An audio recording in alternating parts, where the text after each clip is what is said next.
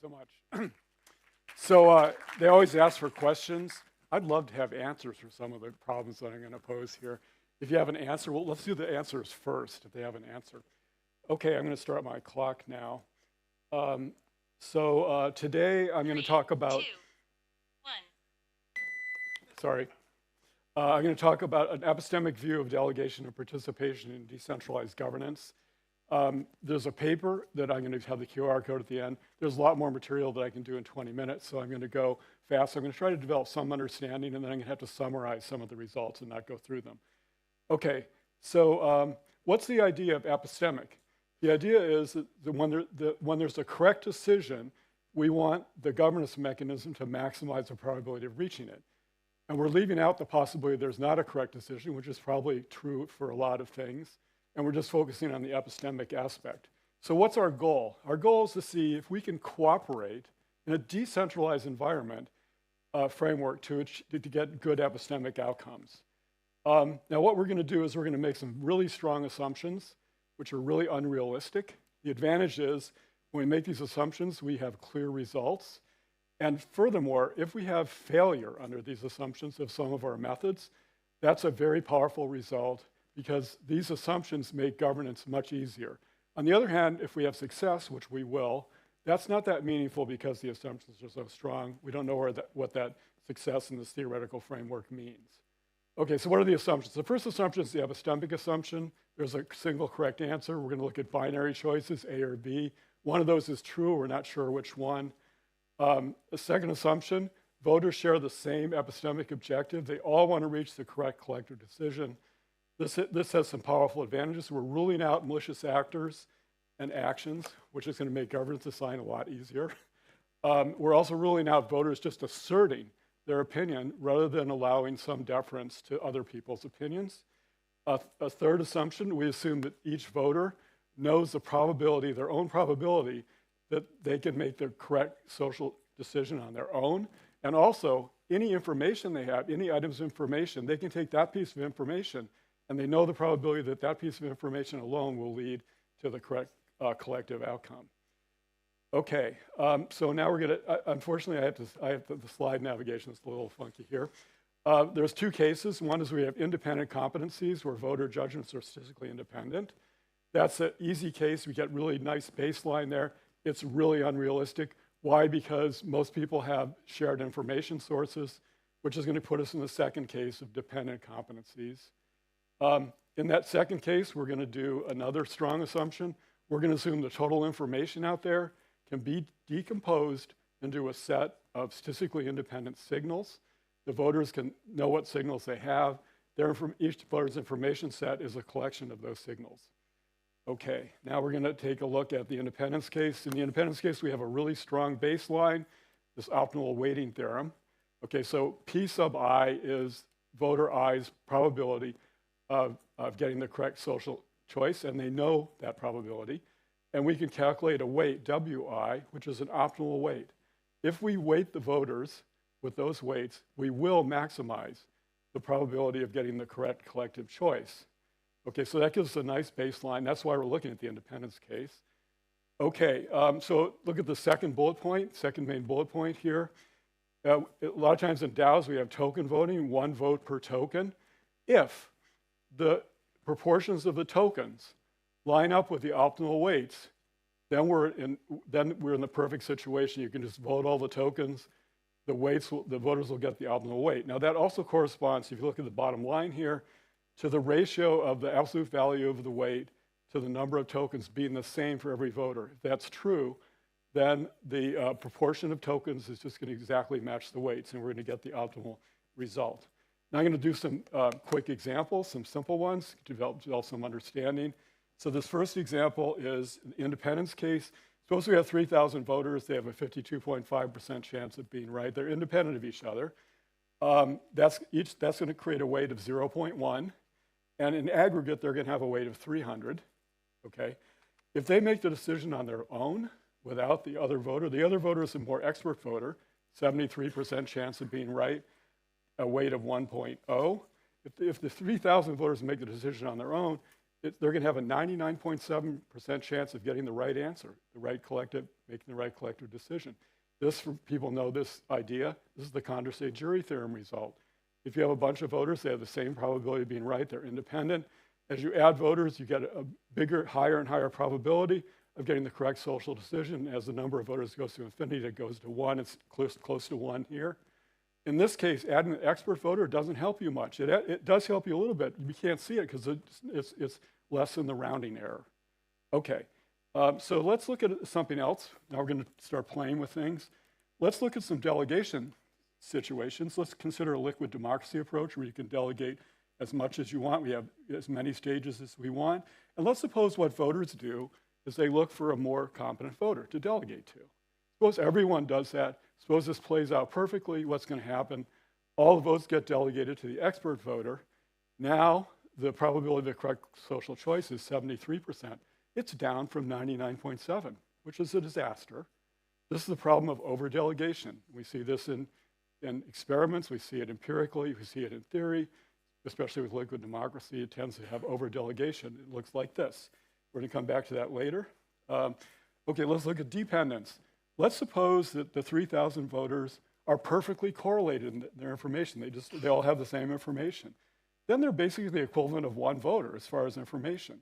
We look at it as signals. They're just one signal. That should get a weight of 0.1 total, not 300, okay? And if we do that, the correct thing in this top piece here, then basically the expert outweighs them 10 to 1. The expert's going to make a unilateral decision. You're going to have a 73% chance of being right. If we screw up and use the weights we would have used in the independence case, then these voters have the whole decision process. They're essentially one voter, and we're going to have a 52.5% chance of being right. Okay, so again, this is a disaster. So if we fail to take dependency into account, that's a big problem. Okay, so now if we have the dependence case, all we have to do is replace the voters with signals. We can use the same formula. Whoops, darn it. Sorry about that. We can use the same formula here, but we just with the signals. If we had a centralized party, or you have a smart contract, they could take all the signals, amalgamate it, and make a perfect choice. But we're interested in a decentralized solution. What's that going to look like? It's going to look like the previous case here in this example. So suppose these 3,000 voters, realizing that they're dependent, just each divided their weight by 3,000. That's the number of people who got the signal. If we could coordinate in that way, we could, in a decentralized manner, get the right result. They would downgrade their signal, okay? All right, so let's move forward here. Let's move to terminology, okay? Terminology is a mess in this area. Delegation and participation are vague, undefined, ambiguous. Okay, why is that? But let's look at delegation. What if somebody abstains? Well, that's actually delegation. You're delegating to all the other people that vote. So a lot of times we see in the literature, well, we can get people to participate by having them delegate to other people. Well, guess what? All we're doing is switching the delegation from a delegation to all the people that otherwise would have voted to another delegation, which I'm going to call transfer delegation. When you transfer the votes to other people, I'm going to call it transfer delegation to distinguish it from delegation by abstention, okay? The other thing I'm going to do, participation, everything is participation. Like I delegate as participation, I vote directly as participation. If I abstain, especially intelligently, why isn't that participation? So I need some terminology. I'm going to call direct participation when I vote on my own to distinguish it from everything else. Okay, now we're going to make an important point about the bottom, second main point here. There's a key difference between delegation by abstention and transfer delegation. And this is going to be really important. You walk away with just this one thing, I'll be super happy. Okay, if I delegate by abstaining, I am not interfering with the relative weights of the other voters. All I'm doing is withdrawing part or all of my own votes. If I transfer delegate, I'm interfering with the weights of the other voters. And that's going to be, it's going to be really hard to do that in a way that improves the epistemic result. And as a result, transfer delegation is going to look really weak epistemically. I'm just previewing that result. Okay, now let's move forward to, all right, now we're going to talk about delegation by partial abstention. This is going to be the winner in these environments. How is this going to work? Well, remember that if we got the same ratio of weights to tokens for all the voters, then we're going to have to maximize the probability of making the correct collective decision. How do we do that? Well, there's some voter who has the largest ratio. What the other voters can do is they can reduce the number of tokens they vote. That's going to push their ratio up. We're reducing the t in the denominator. They push it up to r. Everybody pushes up to this level r. We're golden. However, how the heck do we know what r is? Okay, we don't. But fortunately, this is very solvable, okay? All right, what we can do is, first of all, if we use an r that's too big, if we use a coordinate and a number that's larger than the actual r, that's not a problem.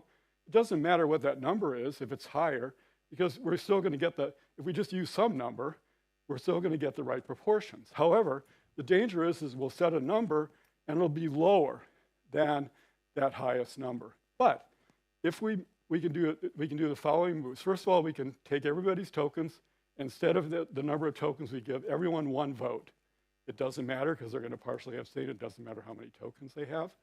Okay, and now that means that the ratio is just exactly equal to the competence, the optimal weight for each person. So if somebody has a maximum optimal weight, what we'll do is we'll set a number that's really high compared to what that could be. We'll set it to, say, 1,000. We set it to 1,000. Okay, so we're targeting a number that's 1,000. There's still a possibility that somebody is even more competent than having a weight of 1,000. By the way, the weight of 1,000 is way out there.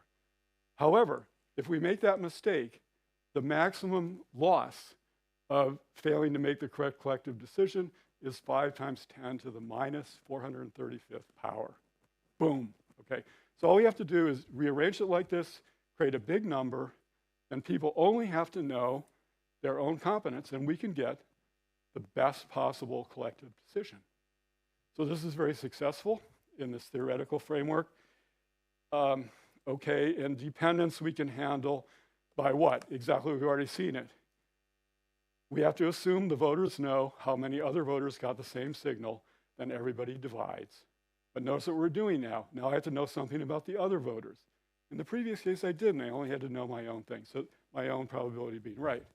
Okay, so this is a little more complicated. We're not going to spend any more time on that. Now we're going to skip 6 slides forward. 2, 3, 4, 5, 6. Okay, now we're going to talk about direct participation. If we have an optimal epistemic environment, what's that? That's where the voter coordination and the voting rule set it up so that we have optimal voting weights. If we have optimal voting weights in our decision process, adding people is great. It can't make it worse, and it usually makes it better. This is a wonderful world. We love participation. So this is where it's going to work well. But if we don't have that, then we're in big trouble, okay? So a lot of people study majority voting. The sufficient conditions for improving the social choice are really strong. You have to add people with really high competence to be sure that you're improving things. Furthermore, there's a lot of bad things that can happen. We're going to look at 3 of them. One is a flooding danger. We'll look at that first. What is that? Well, I can prove in the paper that you can add people that are better than a coin flip. They have a probability higher than 50%. You tell me how low you want, how close you want the social choice to be a coin flip. I can load voters in to get that result. What we're doing is put a lot of voters in with low competence. The epistemic quality plunges, okay? You have a flood, okay? Flooding is a big danger. If we go out there like some people want and say, okay, let's get all these people to participate. Well, a lot of people they're rationally ambivalent or rationally ignorant. Like if I own like 1 token, why should I spend a lot of time trying to figure out this protocol? Now, if you push me to vote, it might be close to a coin flip. So this can be a disaster, okay? Even though we see a lot of people pushing this, okay? Dependency danger, we already saw it. You got a lot of people that have the same signal. You throw them in there, it's going to degrade. It's going to possibly catastrophically degrade the epistemic quality. The third thing, epistemic data from whales, very straightforward. You have a big token holder. They're a giant token holder. They might be very competent, but they're way overweighted. Now, a whale has, with a big stake, has a huge incentive to get things right. They can partially abstain. They can back off to allow the other information to have some power, okay? It doesn't work the other way. If the highly competent whale's underweighted, then we have a coordination problem. All the small people have to coordinate with each other to partially abstain. Okay, that's enough of that. Now we're going to move 7 slides forward. 1, 2, 3, 4, 5, 6, 7. I counted on having the thing where you can type in the number, and we don't have it. Okay, so I have only +1 and -1, so I really apologize. All right, so this is the main result for transfer delegation. It's really hard, okay? Why is that? Because we're interfering with the relative weights of the other voters. What do we have to know to do that well? We have to know all the tokens that are going to be voted by the other voters, the number. We have to know the weights, the optimal weights of all the other voters. Oh my gosh, like this is not going to happen. Why do we have to do that? Because we're interfering with which coalitions win. And we have to compare, if we have a winning coalition under the tokens, we have to decide whether that would be a winning coalition under the weights, and if not, we have to do some delegation to fix that. We have to go through all the winning coalitions and losing coalitions to figure this out. This is just not going to be very viable. So that's the main negative result. Now I have only 4 minutes left, so we're going to drastically speed up, okay? Drastically, okay, like drastically. In fact, I blew this. I needed to count this. Okay. What? I can use what? Okay. All right. Well, I'll take it. All right. Now I have to figure out what slide I was on. Okay. All right. So now in this scenario that we just looked at, we also made a simplifying assumption that I delegated last. I got to see all the other people's delegations. Actually, we have a coordination problem. We're delegating simultaneously, so I can't even see that. Well, maybe if we have multiple steps, that would help. I can see, we have multiple steps, and each time I can see the delegations of the other people. Maybe that's going to solve this. And that's going to get us into liquid democracy, okay? All right. And that has an idealism. We hear this all the time. Liquid democracy. It combines the best parts of direct democracy, which is I vote, I get accountability. Downside of direct democracy, I may not have expertise and have no incentive to develop it. And representative democracy, where I have people that have more expertise, but I have an accountability problem, okay? People like these politicians, they have their own agenda that's not ours, et cetera. We all know that well. And the idea of liquid democracy, I'm going to get the best of both worlds. Okay, but if we look at it actually, first of all, there's a big problem with whether it stops. Liquid democracy, there's an unlimited number of steps. Well, first problem is there could be cycles. A delegates to B, B delegates to C, C delegates back to A. That's never going to end. So with the theoretical literature, we assume there are no cycles.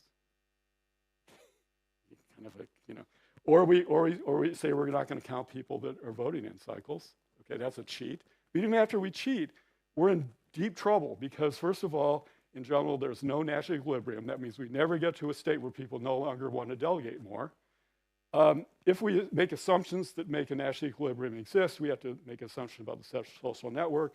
Even if we make those assumptions under reasonable delegation dynamics, where, for example, I'm delegating to improve the results for me, then a lot of times there's no equilibrium.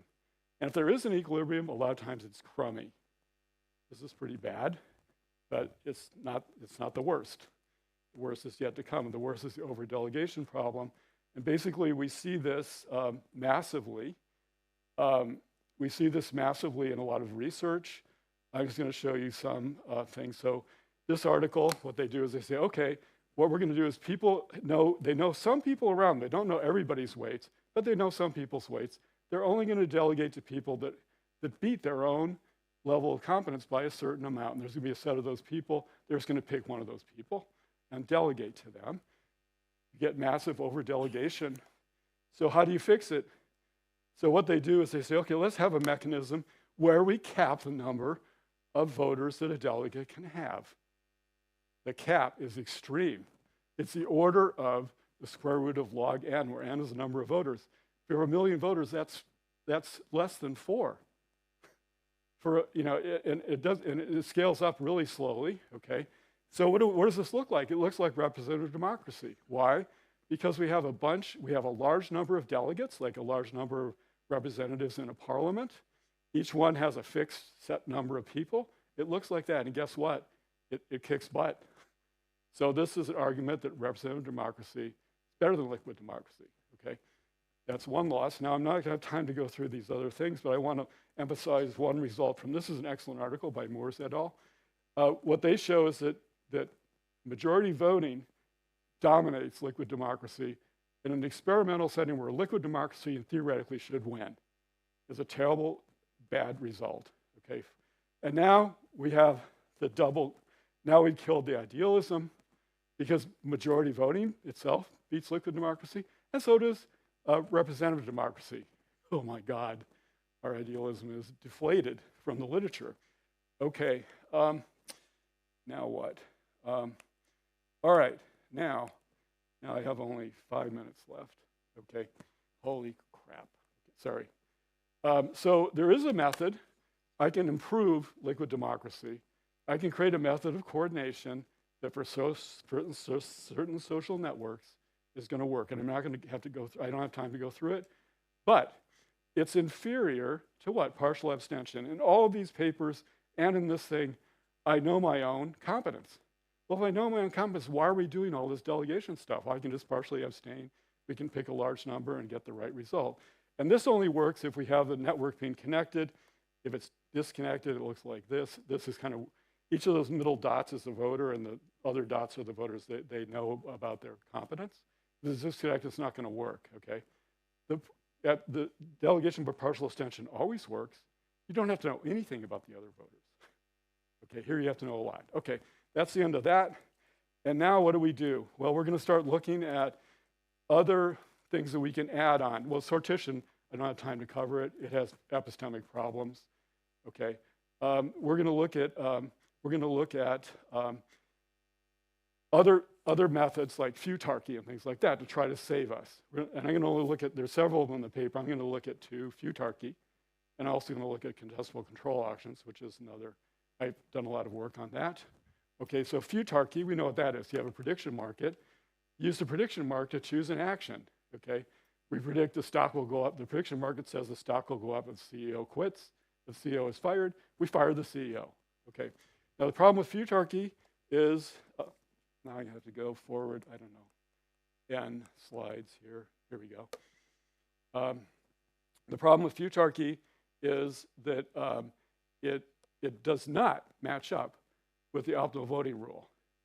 Even under idealized conditions, for example, if everybody has logarithmic utility, we get a nice result, which if everybody has logarithmic utility with futarchy, what happens is the average belief is reflected in the price of the market. That's wonderful.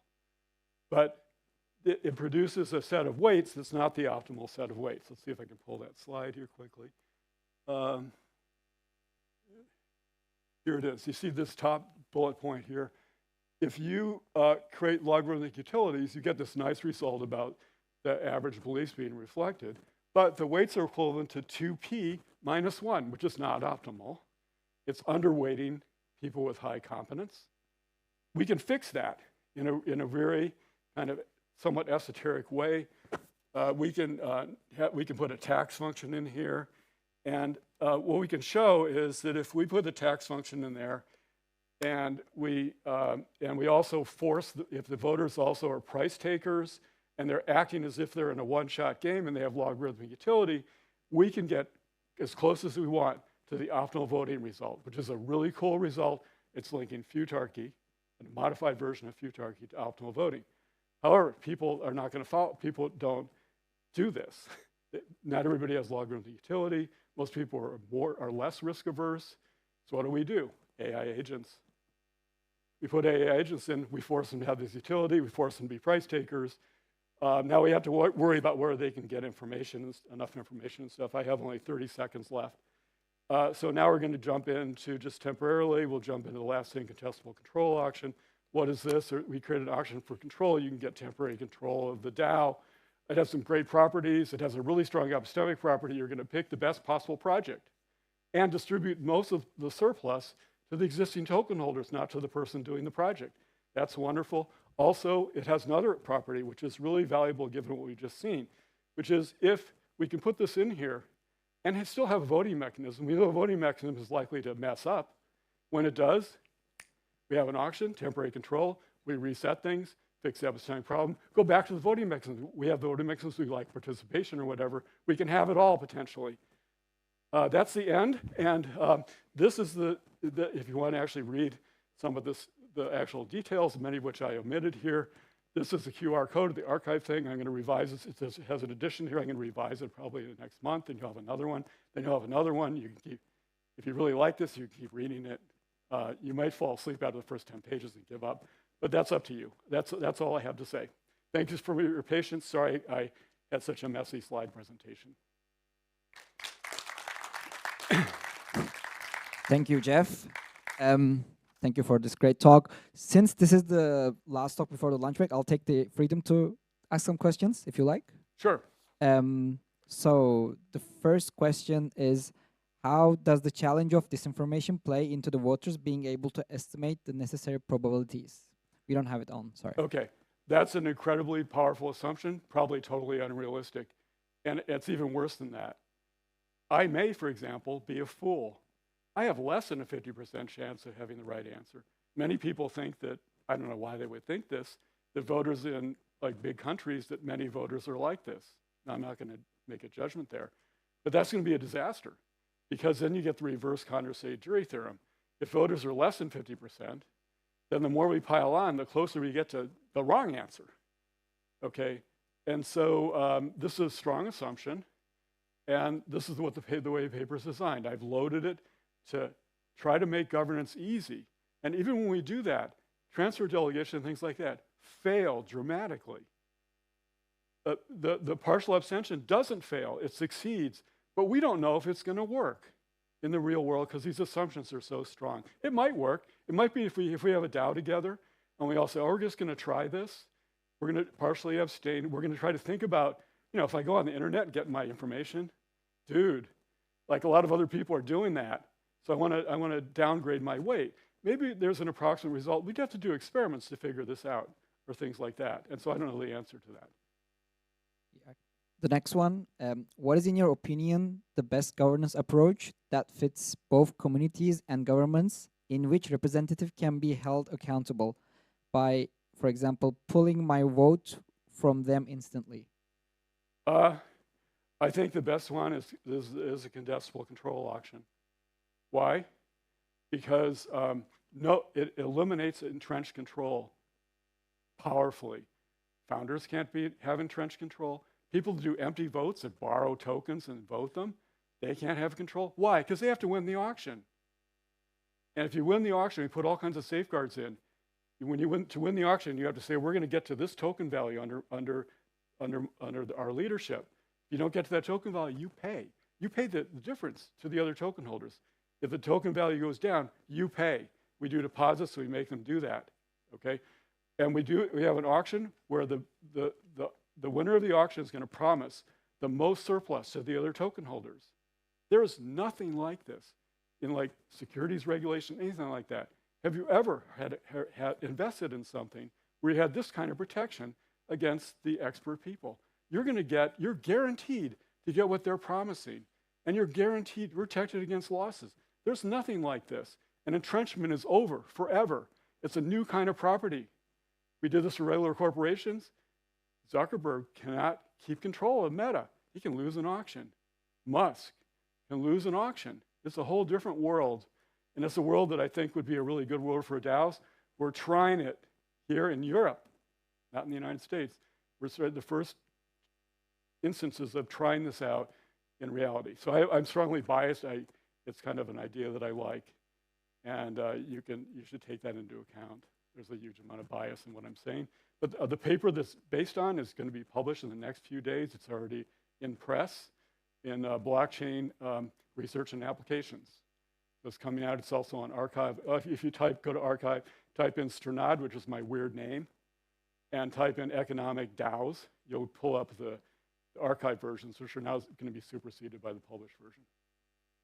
What do you think about sortition, in parentheses, random appointment of representatives as alternative to representative democracy? Yeah, okay, so sorry about this. We have to suffer for this again here. Sortition, okay? Yeah, we pick a random sample of people and let them do things. And it's a powerful idea. It goes back to the Greeks. The Greeks thought this is the real democracy. And Algorand, proof of stake, massively successful use of sortition, okay? Every time there's a step in the consensus process, like in Algorand, we choose a new random set of people. So nobody can be bribed, okay? And those people, that works perfectly for that, but it's a very simple application. All the people are economically incentivized to know what they're doing, and they're doing a task over and over again. I think it's an interesting possibility for governance in the regular world. Epistemically, it has some problems, okay? Consider this. Suppose there's a lot of diffuse information. For example, let's say we're all users of something, and each of us has a view that's important. We each have our own view of it. We'd like to get all that information. It's a Condorcet-Jury theorem type of idea. But if we just pick a small sample, guess what? We're cutting out a lot of information. And if we can't pick too large a sample, why? Because these people have to talk to each other and figure out what to do. So this is a trade-off. Now, there's other problems with sortition, like you can't force people to participate, like we do this in a regular population. So we get a skewed sample. We get the only people that are going to be there are going to be people that either have the money or time to do it, or are activists. How would you like to do a sortition where we have the most extreme people in the United States, for example, in the Democratic Republican Party, and those are the only representatives? I think I'll move to Canada. Maybe I'll move to Canada. Maybe I'll move to Switzerland. Maybe I'll move to Germany. Okay, anyway, so sortition is really interesting, but epistemically it's difficult. You can read the paper has a section on this, and you can read it if you want, or you can skip it. Freedom, okay.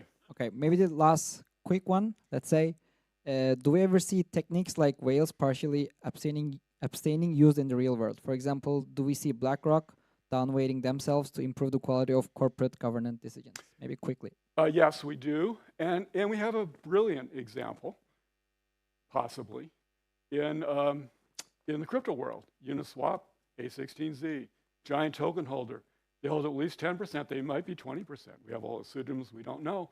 What do? They have a token delegate program. They delegate most of their tokens to other people, including the Stanford Blockchain Club. 2.5 million tokens. Maybe they can make proposals, okay? And they create technically independence of those voters from, and it actually played out in the wormhole controversy. The blockchain clubs voted against A16Z. A16Z lost, okay? So this is an example. And how do they do that? If you read their description, it's just like the optimal voting rule. Is we're going to pick a lot of diverse opinions. We're going to get a lot of information. We're going to pick people with high expertise. It sounds like, now they don't say anything about the optimal voting rule, but it sounds like it. Now there's weaknesses in it, but that's a really strong example. And where is it from? It's from DAOs. It's from us, okay? Isn't that cool? Okay, I think so. But I think it's, and in the corporate world, the main paper on this is a corporate paper, corporate governance paper that talks about this, okay, the main theoretical paper. And we all do this. You're a leader in something, guess what? Am I going to go in and just assert my opinion? No, if I'm a good leader, baby, I'm listening to everybody. I'm delegating. A good leader is a good delegator, right? Duh, okay? So we all do this. We do this in our life. I go home to my family, guess what? Guess what? All the people, we've been in families, either children or adults, doesn't matter. Yeah, I'm going to, I'm going to back off in a lot of situations. And it's rational. And some things I don't know anything about. My wife knows more, like, hey, you know, my abstention is going down to a very small number of tokens here, and that's appropriate. Okay, sorry, that's kind of All right. academics, they talk too much. Thank you. Yeah.